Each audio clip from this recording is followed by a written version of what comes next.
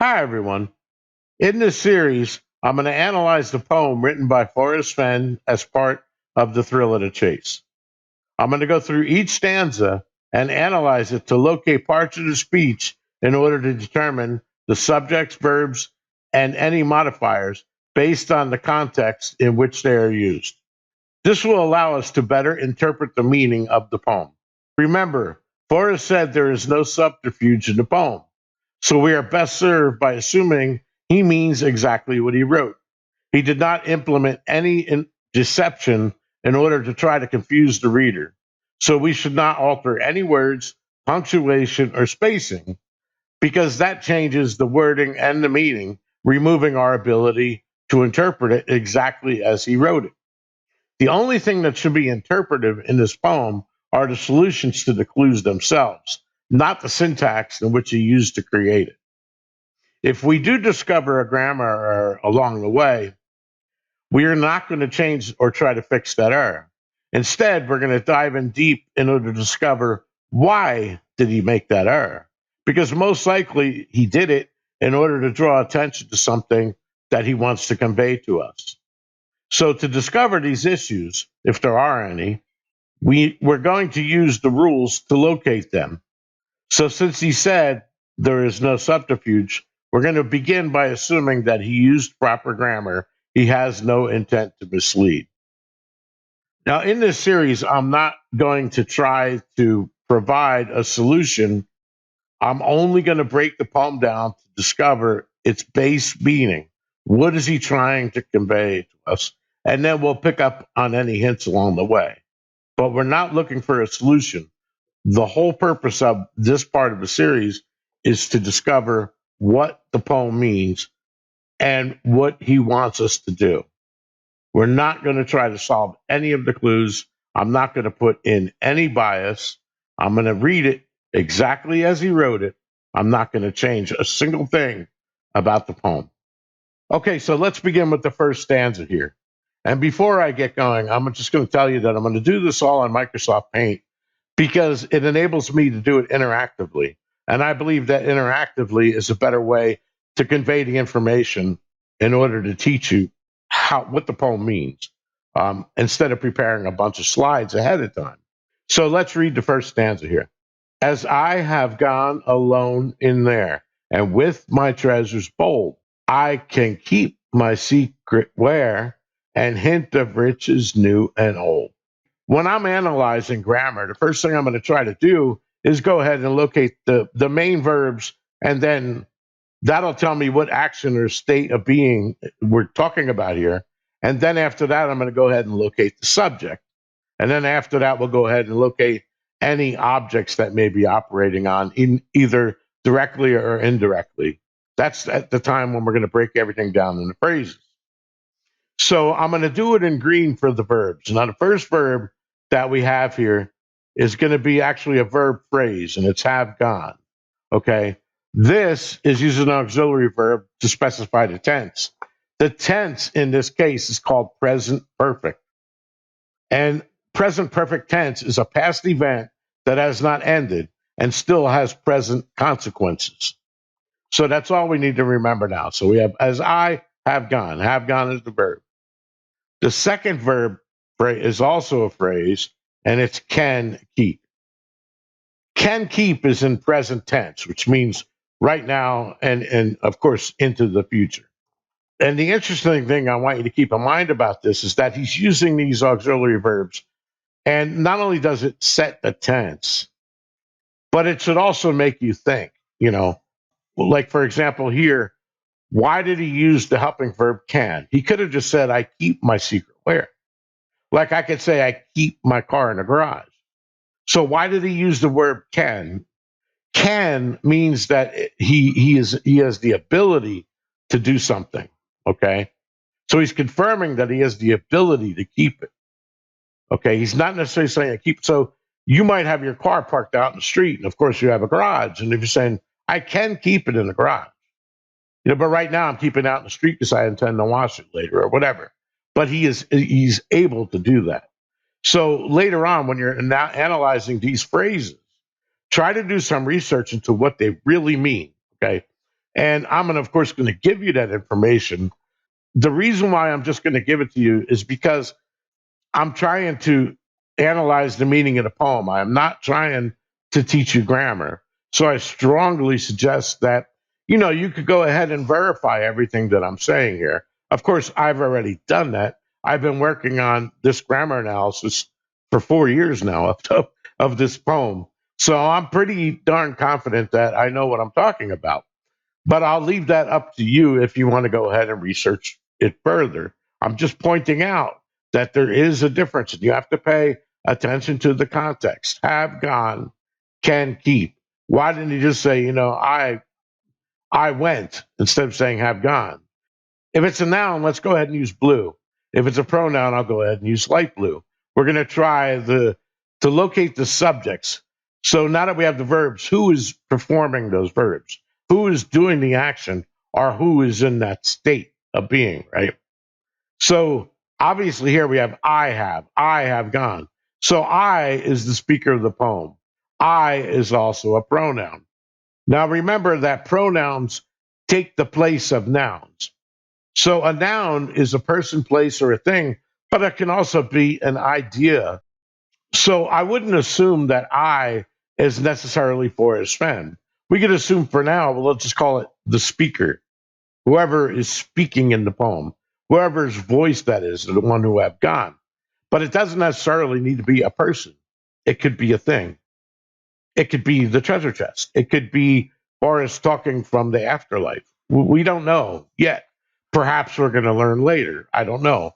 But for now, we are sure that I is the one who has gone. So we happen to have the same thing down here. I is also the one that can keep. Okay. So those are our two subjects and those are our two main verbs. So now let's go ahead and I'm going to begin by looking for phrases. Now, a very popular phrase would be something called a prepositional phrase. Now, prepositions are like the word in, at, over, under, above, behind, below. Okay. And it's specifying a location or a point in time and space. Okay. That's usually what prepositions are used for. And you'll find them scattered throughout all kinds of writing. You also have something called an infinitive. And we'll get into those a little bit later when we come across the first case that Forrest actually uses an infinitive. But for now, and I'm going to begin with the prepositional phrases, and I'm going to do those, let's say, in brown. Okay. So as I have gone, okay, so we got these words done. We don't need to pay attention to them anymore. So we have, here's a preposition, in. But we can't call it a preposition yet because we don't know if it's a prepositional phrase. Now, a prepositional phrase consists of a preposition followed by a noun. Now, in between the preposition and the noun, there could be modifiers, such as adjectives, between those two things. But if it has a noun following it, we can pretty much assume at this point that this is a prepositional phrase. In there is a prepositional phrase because we know that there, in this case, is a noun and we have the preposition in. So that completes the preposition phrase. Okay, here's another one, with. Is it a preposition? We don't know yet. Okay, is it being used as a preposition? Now, remember, I told you the rules. It's followed by a noun and any modifiers. Well, we do have that here. We have a modifier. Okay, this is a personal pronoun, and it's being used as an adjective to modify the noun treasures. So treasures, okay, is a noun. Incidentally, over here, there is being used as a pronoun, but a preposition, like I said, will be followed by a noun or a pronoun. In this case, it's a pronoun. It's filling the place of somewhere we don't know yet. So it's a pronoun. It's not a noun. But treasures is clearly a noun. So what that means is we have another prepositional phrase here. And then my is an adjective modifying treasures. With my treasures bold. Bold, we're going to get to later, is being used as an adjective. And of course, it's modifying the word treasures. Treasures is bold in this case. Adjectives are usually near the words that they're modifying. Adverbs, in most cases, end in ly, and of course, they modify verbs. An adjective can only modify a noun or a pronoun. It can't modify a verb. Only an adverb could do that role. But for the most part, right now, most adverbs end in ly. Beautifully, uh, quickly. Those are clearly adverbs. Although, like I said, they don't always end in ly or ed. There are other cases. So let's go on here. Okay, so with my treasure bolt. So actually, the whole prepositional phrase would technically be this whole thing. And incidentally, while I'm discussing prepositional phrases, let me remind you that whenever you're looking for the subject of a sentence or an object, such as an indirect or a direct object, you can never use a preposition to contain the main subject or the main thought of the clause. You can't do that. If you did that, you'd be breaking the rule. And Forrest is not doing that here. He's not breaking the rule. Like I said, if he is, I'll point it out. He's not breaking the rule. And incidentally, there here is an object, and so is where. Okay. And I'll get to that in a moment. And so is treasures. This is the object of a preposition. So when I said that in prepositional phrases end with the noun or a pronoun, that would be your preposition object. So he is alone. Now, where is he alone? He's alone in there. And over here, we have another preposition, the word of. Is it being used as a preposition? Why, yeah, it is. It's followed by the noun, riches. Okay. And new and old are, of course, adjectives, and they're being grouped together with a conjunction.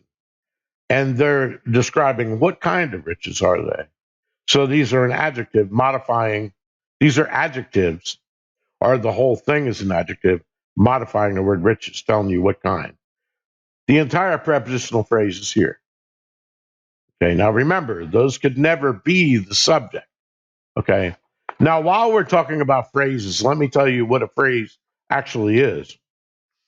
A phrase is nothing more than a group of words that have a grammatical function in the sentence. Okay, but the phrase will never contain both a subject and a verb. Never, in any circumstance. It would not be a phrase, because something that has both the noun and the verb is going to be a clause, always. Okay, so that's the difference between a phrase and a clause. A clause will have both a subject and a verb, whereas a phrase is only going to have one or the other. In some cases, neither, because the words are acting as either an adjective or an adverb, and it's modifying something. Like I showed you here, new and old are adjectives modifying riches. Okay. And that becomes important right now, because I'm sure a lot of you are looking at the word hint. And we know that hint could be either a noun or a verb. Well, remember that I just told you right now that if the conjunction here were joining two clauses, okay, a clause would need to have both a subject and a verb. Now, I just told you a few minutes ago that a subject can never come from a prepositional phrase. So that means that we don't really have a clause here. Okay. What we actually have here is a direct object. Okay. So the word hint is a noun. Okay. And it's a direct object. And it's that we actually have compound direct objects going on here. Because when we say, okay, can keep, have gone is an intransitive verb. Go is intransitive, meaning it doesn't have an object. You can't perform a go on something. That's the easiest way to check. So gone does not have an object. It can't have an object. It never does. And if it doesn't have a direct object, it doesn't have an indirect object. Now, a direct object, just to remind you, is, let's say I had a sentence called I hit the ball. Okay, so the subject is I'm the one doing the action. Ball, hit is the verb. All right, that's the action I'm doing. I hit it. What did I hit? What did I hit? Because hit is a transitive verb, meaning that it has an object. What did I hit? Did I hit a person? No, I hit the ball. Okay, I hit the ball. Okay, so ball in that case is a direct object. It's telling you the object that the subject acted upon. So I hit. What did I hit? I hit the ball. Okay. So the ball is an object. So when you read this, I can keep. Well, what is he keeping? Well, he's keeping my secret where. This whole phrase is acting as a noun. Okay. And the only noun that we have in there, based on the usage, is where. And actually, I take that back. Where is not a noun; it's a pronoun. It's being used as a pronoun here because we don't know where it is yet. It's a placeholder. Okay. And although secret can be used as a noun too, if you read what he's saying and if you know the context going on here, he's telling us that he's basically keeping a location secret, right? So we know that the object is actually where. Secret is an adjective telling you what about it. It's and same thing with my again, just like we have my treasure's bold. Okay, we have whose secret is it? Okay, it's my secret. Okay, and he's telling you that secret is where. Secret is an attribute of where. So secret's modifying where. It's my secret where. In other words, it's the location where that is the secret.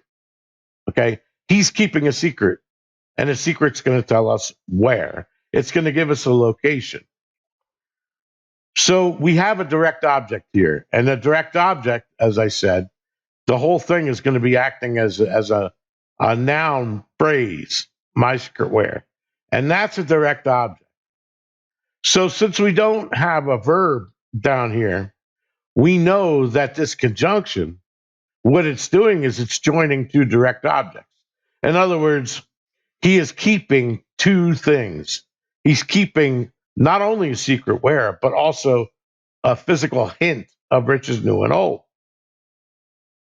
So he's keeping two things here. We have what's called compound objects. He's saying I can keep both my secret where and a hint of riches new and old. So he's keeping two things. That's what this conjunction is joining. So I'm going to go ahead and say again now. Let's get through the conjunctions in this part. So we have a conjunction and, okay, and is joining my secret where and hint of riches new and old. Well, we have another conjunction. What is that joining? Well, clearly we only have one verb up here, have gone, again. So the only thing it can be joining is these two prepositional phrases. Okay. So he's answering, and these prepositional phrases are both modifying the verb in this case. Because one of them is telling you, where did he go? Well, I went in there. So where did he go? Where? To answer the question, where? It's an adverb. It's being used as an adverb to modify have gone. And the same thing with my treasures bold. Under which circumstances did he go there? Well, if I said I went somewhere with my friends, that means I was among them or alongside them, right?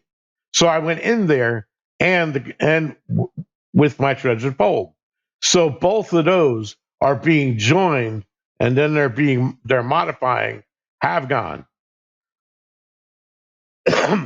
So do we have any other conjunctions in here? Yeah, we have another conjunction here, and I want to go over this one a little bit longer. Okay. These two conjunctions are what's called coordinated conjunctions, and I'm sure you've heard the acronym before called fanboys. For, and, nor, but, or, yet. So, for, and, or, but, yet, so. All of those are what's called coordinating junctions. Now, the way I'm not going to get into too deep with grammar again, but basically they coordinate, they join things. They could be used to join phrases. They can join adjectives where you're describing something using multiple adjectives. Big yellow bird, right? So big and yellow are both adjectives. And there's only two of them, so I don't really need to use the word and there or a comma, but that's besides the point. So that's what and is. But and is also used, coordinating conjunctions are used to join what's called an independent phrase, two of them. Okay. Now, what differentiates an independent clause from a dependent clause? Well, an independent clause is basically a sentence that can stand on its own. Okay. It doesn't have any conjunctions. They're like, I hit the ball. That's an independent clause. It's got a subject and a verb. It's complete. It's complete in subject and verb completeness. Okay. And then it's also a complete thought. I can tell you I hit the ball. It's sentence. Joe is at the store. Jimmy ran down the street. Okay. Those are all independent clauses. And can join two of those. And remember, to have a clause, you need to have both a noun and the verb, subject and the verb. So we know that this and is not joining two independent clauses. So what it actually works out as, this is an independent clause here. It's a complete thought. I can go up to somebody and say, I can keep my secret where and hint the rich is new and old. That's a complete thought, okay? Now, while we're talking about subjects and verbs, and I said each clause needs both a subject and a verb in order to qualify as a clause, a sentence must have a main theme, okay? So there's something about this entire sentence that he must be talking about. In other words, it's although every clause has a subject and a verb, it's the main subject and main verb of what's trying to be relayed to you in that sentence. Okay. So right here, an independent place is where you're going to find the main clause. It's never going to come from a dependent clause. So you're going to say, well, what's a dependent clause? Oh, well, a dependent clause, and let me do it in a different color, would be this one up here. Okay.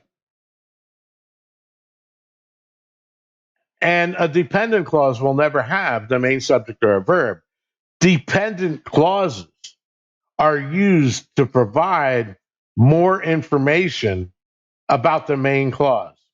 Okay. They can't stand on their own.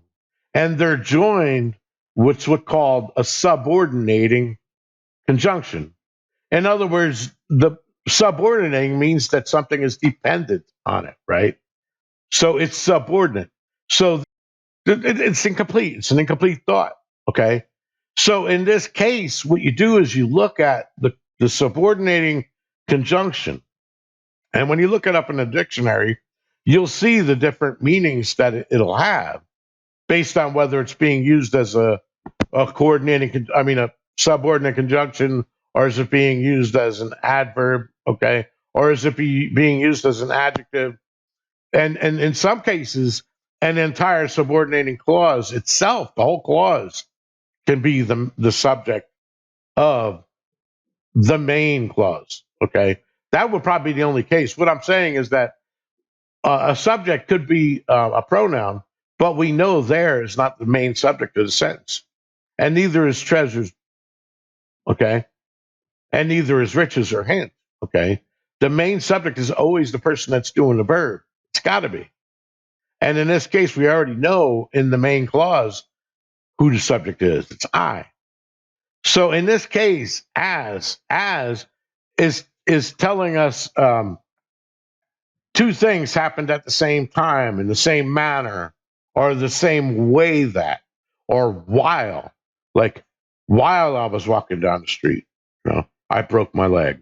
Or while I was walking down the street, somebody robbed the bank. Okay. When I hit the baseball, it broke the window, or in this manner. As I hit the baseball, the window broke. So in other words, this is setting up a condition. Okay. And this is telling us that this is what he intends to do or what he did. That is the result of what happened back here. Okay. So that's how these two are working together. So now let's continue and going back through here and we'll do the adjectives. I guess we'll do adjectives in red. We already know that new and old is two adjectives being linked with a coordinating conjunction, and they're tying back to riches. They're saying what kind of riches? Well, both new and old, okay? And then, of course, this whole phrase is telling you, it is also being used as an adjective, and it's telling you a hint of what? Well, a hint of spice, a hint of riches, new and old. So it's being used to describe the noun. Okay. This is pretty straightforward stuff here. So we go now, we have bold. Okay. Bold is being used to describe the treasures. The treasures are bold. Well, of course, it's an adjective. I mean, standing out, prominent, steep, abrupt. So that's what bold means. So he's drawing attention to this. Okay. His treasures are bold. When you go to Egypt and you go inside of a pyramid and you see where some ancient god was buried in a pyramid, well, their treasures are boldly displayed on the walls, on the treasure chest, on the tomb, and so on and so forth. So the treasures are bold.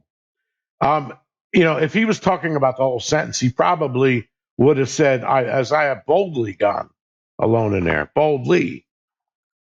Okay, so the word bold could be an adverb, but in this case, it's not an adverb, right? It's being used to modify treasures. His treasures are bold. So that pretty much takes care of all of the adjectives. So let's go for the adverbs. Boy, I'm running out of color here. Let's do the adverbs in this maroon color. Okay. So the first one is alone. Okay. Pretty obviously that it's modifying have gone. How did he go? Alone. He went alone in there. Okay.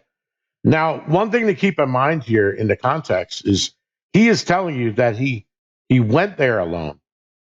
He's not telling you that he was alone when he got there. Okay. He was alone when he took the trip. Because he's not telling you I was in there alone. And my treasures bold were alone. He's telling you that he went alone. Okay. He took the I went out to dinner alone. I went to the movies alone. Now, obviously, when I went to a restaurant, I wasn't the only one in there.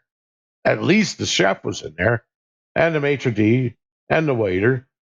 If I went to the movies, the cameraman had to be there showing the movie, right? So I wasn't necessarily alone in there. Now that we have everything broken down like this, it becomes easier to see how these words all modify and work with each other. So and is telling you, where did he go? It's answering the question of where. So that would also be an adverb phrase modifying gone. And then you have with my treasure bold. And that's telling you in what manner did he do something? Okay. So with his treasure bold. So now we have this thing fully broken down. We know what everything is, right? So let's go ahead and look at the context of the whole thing. What can we extrapolate from all of this? The first thing we can do is say probably, here's my summary. As the speaker went alone in there and with their treasure bold, it provided them with a means to store their secret where and provide a hint of riches new and old to help locate the place where. Now I know that sounds like a lot of words there, but think of it as he's telling you how he got in there when he hid his treasure, okay? And let's assume it's almost like he dropped breadcrumbs.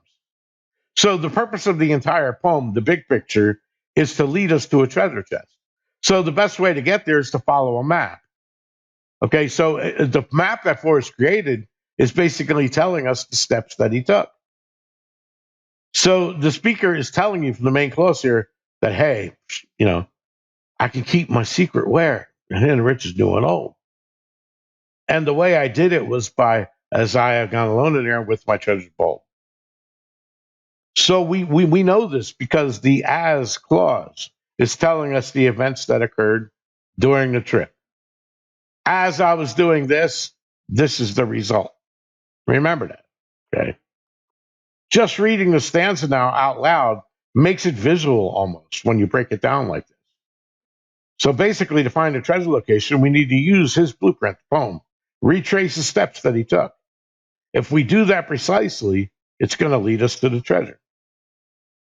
And remember, again, this is the big picture. The poem is telling us a story that reveals a map to the treasure. Our goal is to go there the same way he did. So, in other words, we're going to use the as clause. We're going to do as he did and follow it should take us to the chest. So, the most important takeaway for this stanza is we want to reveal his secret where. That should be the first thing that becomes of interest to you because we still have questions. Where is in there? And where is where? Where is where? Where is there? Now, if you look at one other thing, the rhyming scheme of the words. So, what do we have here? Okay. Well, there, okay, of course, matches where. And bold rhymes with new and old, right? Now, remember the comma here that I talked about before. A comma is used for one of the reasons to separate ideas, correct? If you don't have a comma, it could completely change the meaning of some sentences, you know? And there's a ton of funny ones out there. If I went up to my grandmother and I said, "Hey, let's go out to eat, grandma," right? So there's no pause here. Let's go out to eat, grandma. Well, that sounds pretty disgusting if you go out and eat your grandmother, right? So if I put a comma before grandma, I say, "Hey, let's go out to eat, grandma." Now I'm asking her a question, right? Or I'm not asking her a question. I'm telling her, "Let's go out to eat." Let's go out to eat, grandma, right?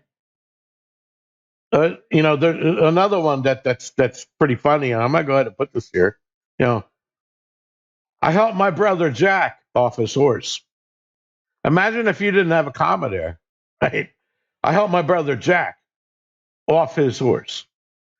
Well, if I didn't have the comma, I helped my brother Jack off his horse. I bet you the horse enjoyed that, but right? But I mean, so commas are important. So what does it mean here? Well, if you take it this independent clause, take a look at it, right? And hear it and listen to it and imagine. What he's telling you is I could keep my secret where? In there. I could keep my secret in there. Okay. And then he's saying, um, and with his treasures bold is going to be his hint of riches new and old. So the hint of riches new and old that everybody is looking for in the poem, it's right here. And as I said again, I'm not going to go ahead and get into a solution. But he basically is right up telling you here that he left a noun, a hint of riches new and old. Well, his riches new and old is treasures bold. A hint means to indicate or make evident in an indirect manner. So, what kind of hint? Well, it's riches. Well, riches, the meaning of riches is an abundance of valuable possessions, resources, or property. Now, it could be old and new, right? And we know in the treasure chest, he's got some old and new stuff. Incidentally, we also know that Forrest Fenn put a piece of himself in the treasure chest. So he was alone in the treasure chest. A piece of his hair was sealed in the bottle along with his autobiography, right? So an autobiography is about his life. So he is in there. Now think about that. If somebody is physically in a treasure chest, spiritually, if they died or whatever, right? He is among his treasures. He's in there. He took it with him. You know how Forrest said, who said I can't go and take it with me? Well, if he put a piece of his DNA inside the treasure chest, he did exactly that. He took it with him, right? He's there. His DNA is going to exist. Well, I don't know how long it'll list in its hair. I mean, we're pulling DNA from stuff that's millions of years old. So who knows how long? And in any case, his autobiography is there. So theoretically, that could be there forever. So I believe, and you don't necessarily have to follow me, but I believe that this stanza is Forrest Fenn speaking to you, but he's speaking to you through an inanimate object, which is the treasure chest itself. Think of it this way: he's drawing you to him. He's inside the treasure chest. And remember, as I said before, the tense of this is saying that this is an event in the past that still has present consequences, right?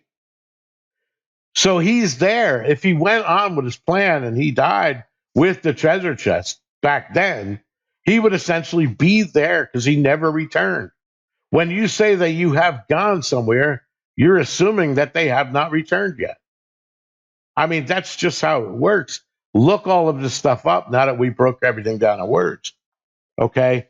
Now, the last thing that I want to say about this, and some of you will find this interesting, but you know that T.S. Eliot quote from Little Gidding, it says, "We shall not cease from exploration, and the end of all of our exploring will be to arrive where we started and know the place for the very first time." Now listen to the words that are used in there. We have the word cease. We shall not cease from exploration. And the end, the end. Now remember, a colophon or the omega means the end of a series. A double omega would mean that there's two series. It's a double series, okay?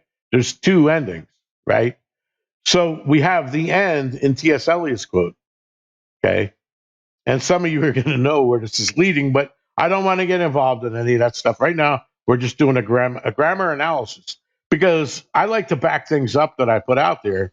I don't want to just go and talk and say, well, I'm pulling things out of thin air and this is how I came to my conclusion. No, no, no, no. I came to my conclusion by reading things exactly as Forrest Fenn had written them. Okay. Now, and remember the part also from TSA, he's saying, arrive where? Where? He uses the word where. Arrive where we started. Just like I can keep my secret where. Now remember, we're starting the poem. We're at the beginning of the poem.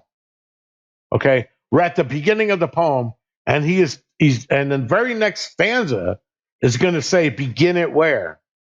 As a matter of fact, that's the only two places the word where appears in the poem. So he's gonna keep a secret where. Well, to me, and I'm kind of jumping ahead of myself, is the secret is going to reveal where to start, where warm water salts. That's what is his secret is, and he's going to reveal it in there. That's my takeaway from this stanza.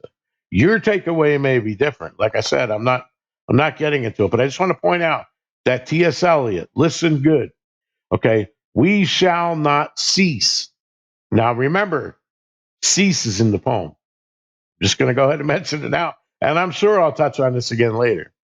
We shall not cease from exploration, and the end of all our exploring will be, that phrase is used in the poem, will be to arrive where we started and know the place. There's that word place again.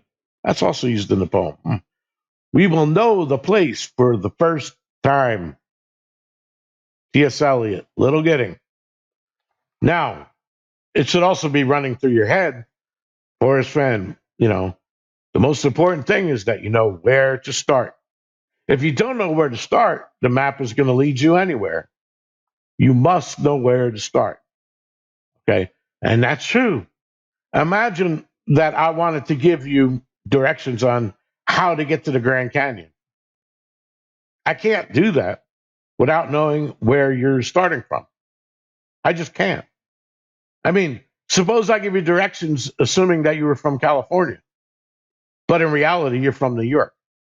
The directions to get from California to the Grand Canyon are a lot different than the directions from New York to get to the Grand Canyon. I'm just pointing that out. So this is the first stanza in the poem. And the next stanza is going to tell us to begin it where.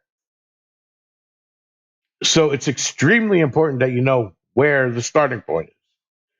So just think about that as we work up to the next stanza, because if you don't know where to start, you have nothing but a good vacation somewhere. And your solution, as other people pointed out, might be valid. Everybody has a solution. You can't really say that anybody's right or wrong, right? But there's only one solution that's going to lead to the treasure chest, right? There's not 100 solutions. There's not 10. There's one. And the poem, knowing that it only leads to the treasure chest one way, the best way to start is to do what Forrest said. Look at the poem, break it down, read it over and over and over and over. Commit the thing to memory. Look at each and every word, understand it. Now, what I'm telling you is you can't just look at an individual word and go look up, okay, what does there mean? And that's going to help you. No, it's not. You need to know the context of where it's being used. And here, there is definitely being used as a pronoun, right? And it's being used as part of a prepositional phrase. And the word in means physically in. And that's kind of important, in there. And he uses that word in later, right? When he says, take it in the canyon down. So you got to look at the context of going in the canyon. We're physically in the canyon. He didn't say take it at the canyon, meaning that you would go to the mouth of the canyon and just stand there. You're at it. You're not in it. The preposition in actually means within the bounds, in the borders, within there. Okay. So that's how we do things. And this is our start. And like I said, I'm not going to get into any solves here. And I wanted to spend a lot of time on the first stanza simply because it's the first stanza. When we do the second and the third and so on, I'm not going to spend as much time describing what a prepositional phrase is, what an adjective is, what an adverb is, and so on. I'm just going to go ahead and rattle them off what they are. If you want to do a deeper dive and learn grammar, by all means, like I said, go ahead and do it. But what I'm telling you here is factual, and it's based entirely not on any bias at all.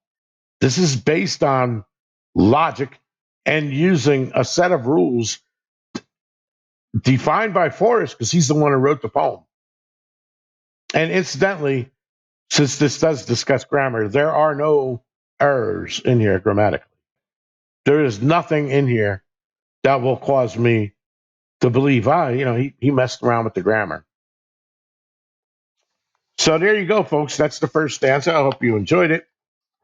And as I said, though, the other ones are going to become shorter because I have a lot less to explain to you. But I really wanted to dive deep in this because one of the most important stanzas in the poem, it doesn't have any clues in there. But if you don't understand this stanza, in my opinion, you have no way possible of properly solving the poem. You're going to be making all kinds of assumptions right off the bat, just to tell you now. The second word in the next stanza is a pronoun, it. If you don't know what it is, now remember, it refers to something that you should already know. Now, we're only in the poem. We've already read everything in the poem. So we should have described what it is. So when you begin it, you should know what you're doing at that point. If you don't, and you completely ignore what's here in front of you, okay, then your solve is based 100% on personal bias and 0% on the poem. And yes, I could say that as a fact. And I know a lot of you are going to say, begin the quest. That's not what you're beginning. Where does it say that in the poem? Remember, the poem has to stand on its own. If somebody came across the poem, right, they should be able to use that poem with no backstory. They don't need to know who Forrest Fenn is. They don't need to know anything about Yellowstone. They don't need to know anything that Forrest is a fisherman. They don't need to know pretty much anything. Obviously, I would probably add an exception to that. They would have to know that it's in the United States and in the Rocky Mountains. The rest they don't need to know, okay? They don't even need to know that it was in one of those 4 states because the Rocky Mountains, although it is in other states, they don't necessarily need to know that. And you'll figure that out once you get through all these clues. The only things they need to know is it's in the United States and it's in the Rocky Mountains. That's it. They don't even need to know the north of Santa Fe part because Forrest just said that to keep everybody out of his backyard because all the idiots were running into his backyard thinking the treasure chest was in San Lazaro or in his house or somewhere around there. No. The Rocky Mountains actually start probably close to the southern border of Santa Fe, New Mexico. They don't go south, okay? So if it's in the Rocky Mountains and it's in the United States, the contiguous United States, that would rule out Alaska. So it's somewhere, there. And of course, we know it was either in New Mexico, Colorado, Wyoming, or Montana. We haven't reached the point in the poem yet where he tells us which state it was in. Okay. So we don't yet know that. But you shouldn't need to know anything that he lived in Santa Fe, came out in Santa Fe, it was at the bookstores, and Forrest was an art dealer, and Forrest was like collecting Indian things, and Forrest loved Yellowstone so much, probably 70% of the book is about Yellowstone, right? We don't need to know any of that stuff. None of it. We're going to stick with just the poem. But I'll be you, man. You better be reading the poem properly as he wrote it. Don't put your own bias in there. Don't remove the punctuation. Don't remove the spaces. Don't change the words. I mean, if I removed all the spaces from here, you don't have any words. You have a word that's ASIHAVEGONELALONE in it, and that's not how a person reads or interprets anything. You don't take a poem and slap it in a grid, remove all the spaces and all the punctuation, and then say, oh, okay, go through. Yeah, you might do that if you're solving a puzzle. This is not a puzzle. This is a poem. Okay. Forrest Fenn said there is nothing is encrypted here. There's no ciphers, and knowing, anything about, foot pounds and meters and measurements and this and that is not going to help you solve the poem. He also said there's no subterfuge. So if you're going and doing things like saying, well, let's look at the corner letters, A and E, and oh, it spells idea in the 4 corners of the poem. So what? That's not how you read. That's subterfuge.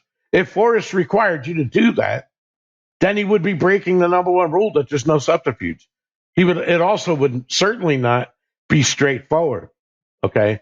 So if the poem is straightforward and everything is so easy and we're supposed to simplify, the last thing you want to do is take the poem and put it in a grid and start randomly picking words. Because I'll tell you something, man. If I put the poem in a grid and removed all the spaces and the punctuation, I could probably come up with no less than 100 words. Boy, I'll spell diagonal left to right, diagonal right to left, up and down, left and right. I'll start reading from the bottom right of the poem and read the poem backwards. I'll read corners. I'll read every 5th letter or every 4th letter or all other kinds of random things that people have tried. And I tried that stuff too, like 5 or 6 years ago, and it leads nowhere. And that's why I'm sticking with the facts. So anyway, I'm looking forward to doing the second stanza. I love this stuff. If anything, Forrest has given me a better appreciation for English and grammar. And it's surprising that not only is our language so complex that Probably 99% of the adults out there, including well-educated people, don't understand what they're reading. And he's given us that point many, many, many times. He's told us to go to the dictionary. He's asked us how to spell several. He's told us how he abused words, okay? Like tenacity, for example, in The Thrill of the Chase. Okay. He's done things purposely to ride the edge. He tells you that. I take the edge. I want to find out where the edge is.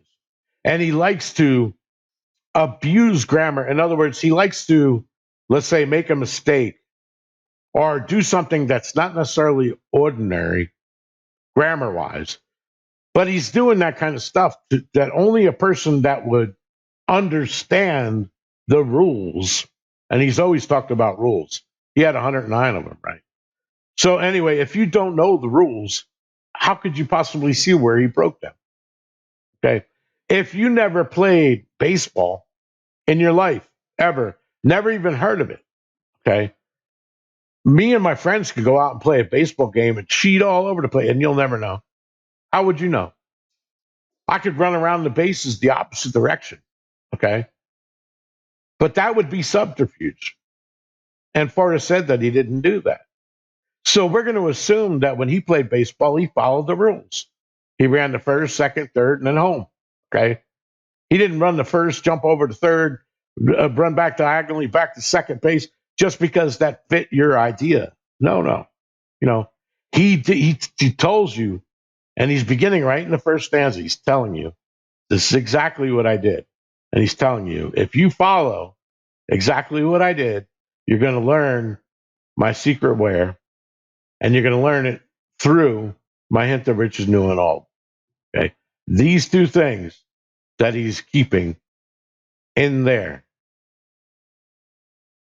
Anyway, hope you all have a good day, and I'll talk to you later. Peace.